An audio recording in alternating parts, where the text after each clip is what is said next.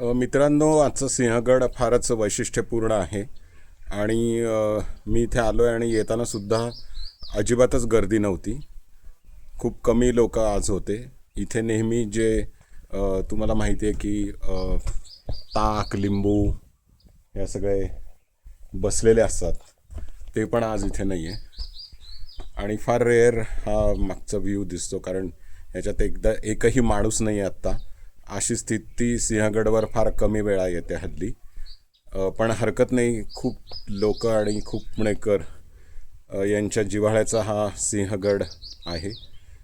तुम्हाला माहिती नसेल तर सांगतो, खूप पूर्वीपासनं सिंहगड वारकरी संघ नावाची एक बस गेले कित्येक वर्ष, म्हणजे मी 30 वर्षापूर्वी त्या बसनी यायचो कल्याणी नगरवरनं. आणि रामायण महाभारताचा तो काळ होता, तेव्हा टार्गेट असं असायचं की रामायण किंवा महाभारत सुरू व्हायच्या आधी घरी पोचायचं. तेव्हा मग कल्याणी नगरवरनं स्वारगेटपर्यंत 2 व्हीलरवरनं यायचं आणि तिथे गाडी लावायची. पहाटे 5 वाजता स्वारगेटवरनं ती बस सुटते, अजूनही सुटते. आणि थोडा उशीर झाला तर तिथे उभं राहून यावं लागतं. मग उभं राहून आपण सिंहगड पायथ्यापाशी PMTच्या पार्किंगला येतो. ते पार्किंग अजूनही आहे.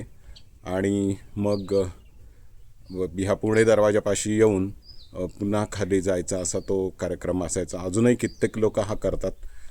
माझ्या दृष्टीनं तुम्ही जर सिंहगड एका तासात सर केलात तर तुम्ही अत्यंतिक फिट आहात असं म्हणायला हरकत नाही. म्हणजे 5 पैकी तुमचं एक 4 तर नक्कीच रेटिंग होऊ शकतं. आणि 1.5 तासात जर तुम्ही आलात तर तुमचं रेटिंग हे 3 असू शकतं. अर्थात वयोमानानुसार हा फरक पडतो.